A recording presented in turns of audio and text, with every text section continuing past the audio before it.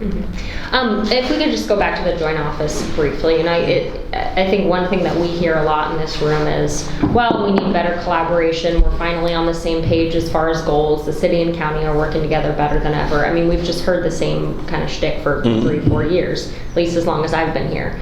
20 years. Sure, 20 years. I mean, where, like, if we could just kind of cut to the chase a little bit, like, where do you think, can you point to a specific place where the joint office is spending money that you think is either misspending money, spending too much money, like, what's wrong with the ratios? Because the joint office always likes to say, well, we are spending it on congregate shelter, we are spending it on tiny pod villages, we are spending it on rent assistance, so where are our numbers going wrong? I mean, in terms of the pain point Portlanders are feeling as a community, it is the unsheltered population, and that's both from a humanitarian perspective and also from a kind of a legal compliance perspective. But we want to clean up our streets under Boise, under Oregon law. We have to, as a community, be providing certain amount of shelter, and frankly, then get back to the humanitarian piece. We have a lot of people unsheltered on our streets. It's no way to live, and so I think that pendulum is shifting in the joint office. I mean, the fact that they would actually support task sites and Safe Rest villages, that was unheard of a year ago. So to me, I do see some positive movement. But that was a major disagreement between the city and county, and it still feels like pulling teeth.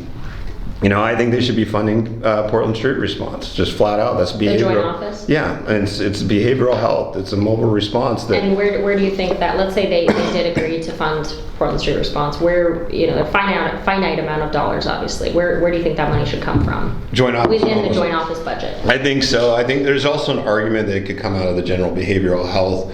Sorry, just if we're just talking about the joint office money, and we had to, we want to use joint office resources to pay for Portland Street Response, it would have to come from another place that the joint office is spending money on.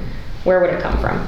They still have a lot of unspent dollars, so it's like, so spend your money, and Portland Street Response is built with a lot of one-time money, both ARPA and.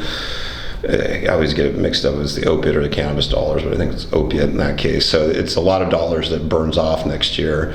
And if the joint office isn't spending all its money, it can stabilize the funding for that program indefinitely. So just to be very clear, you're suggesting that the Joint Office of Homeless Services should use its unspent supportive housing services dollars to fund Portland Street Response? Yes. And or find an alternative funding source from the county, because the county is better set up to qualify for Medicaid dollars. The federal law and tradition and orientation is better set up to support counties in getting those dollars. Have you spoken to Chair Vega Peterson about that? Yes, a couple of times. The first time was was really with her staff in renewing. In the negotiations that are around the renewal in the joint office on this last July, and they did not want to really consider at that time, and they felt like it was the wrong time to raise the issue. From my vantage point, I still don't understand why, but so was not well received then. We've had, I'd say, a couple of conversations since then, and I have one-on-ones with each county commissioner on some frequency, sometimes once a quarter, sometimes every other month, and we bring this up every single time. And I think there's some movement there. And what's their resistance?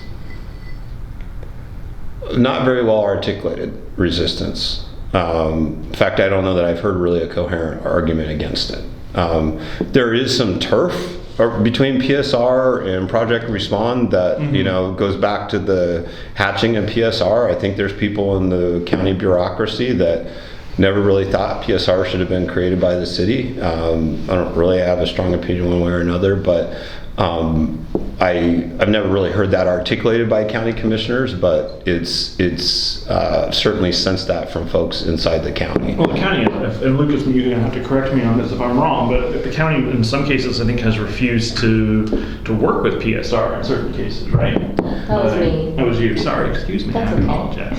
Yes. And if memory serves, essentially their argument was, and Sophie, correct me if I'm wrong, that they thought that PSR was essentially a bunch of activists and advocates masquerading as behavioral health coordinators. I hadn't heard that from the county, but that's the narrative I've heard. Do you believe that narrative, or do you have any, now that you have an inside look? I think that there's really I think the PSR workforce is on the continuum. I think we actually have the current director of PSR is an ex-Project Respond employee.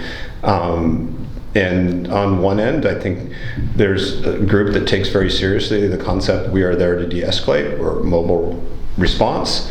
Ideally, we connect to some sort of services, although it's still a very low yield from response to enrolling in some kind of subsequent services. Then there is another part that I think is very much activist oriented, and we've had to recalibrate expectations there. I think that's part of where some of the drug kit distribution was occurring inside of PSR, and some of the unwillingness to support other public safety bureaus. So I think it's a mixed workforce there.